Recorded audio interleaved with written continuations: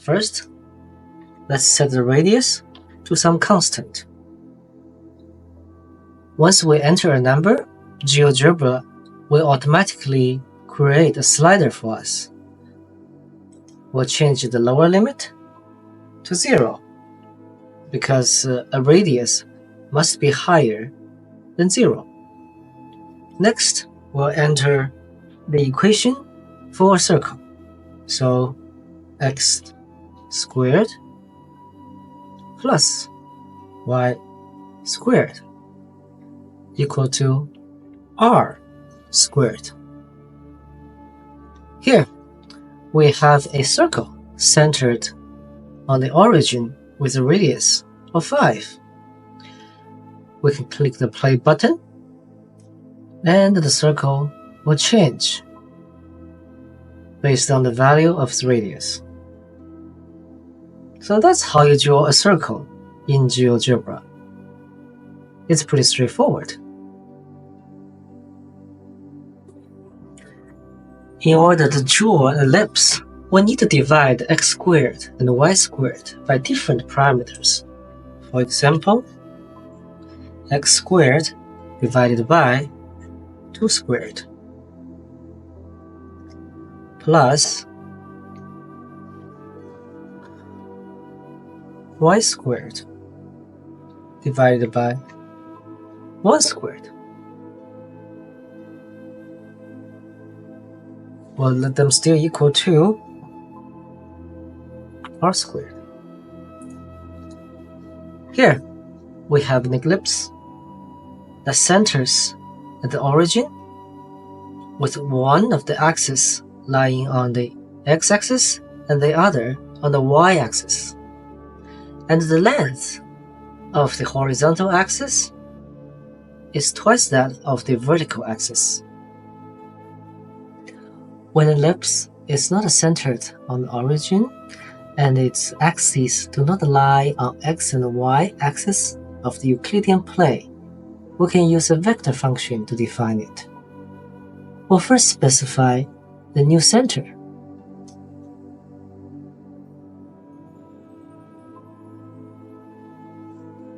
For example, d0 equal to vector 1, 1 instead of 0, 0. Then we'll define the direction vectors.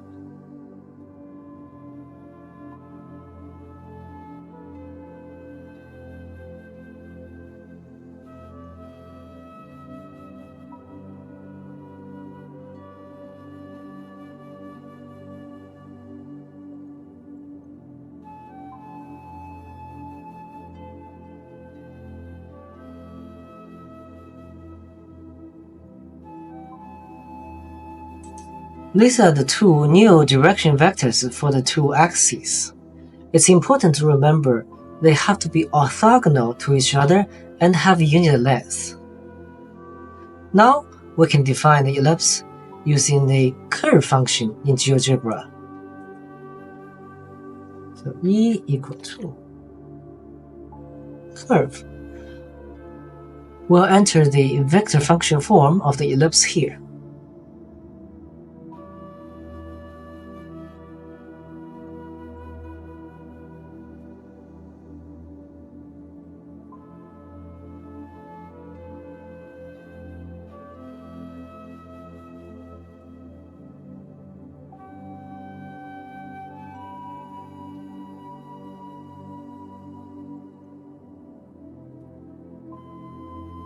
This is the ellipse, whose axis in the direction q1 is twice as long as the axis in the direction of q2. We'll complete this function by specifying t as a parameter that goes from 0 to 2 pi.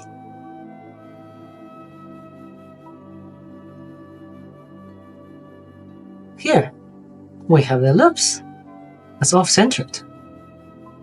We can change the value of r and see the size of the ellipse change.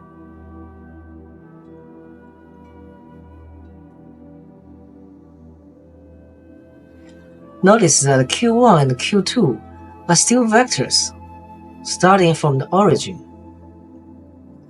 What if we want to see them starting from the new center? Well, we'll first define a new point representing the center 1, 1.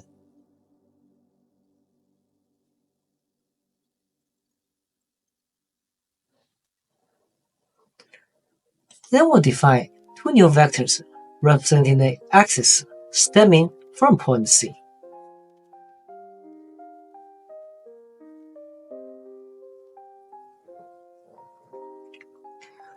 Q11 will be vector starting from point C and ends at C plus.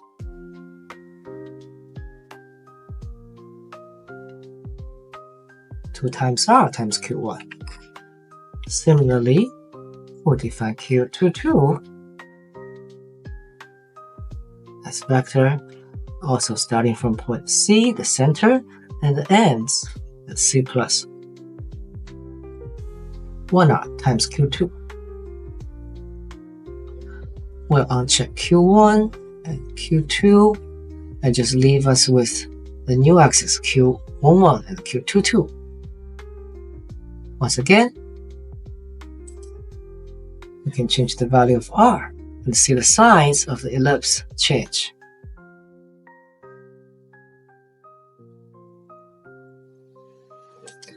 That's it for now.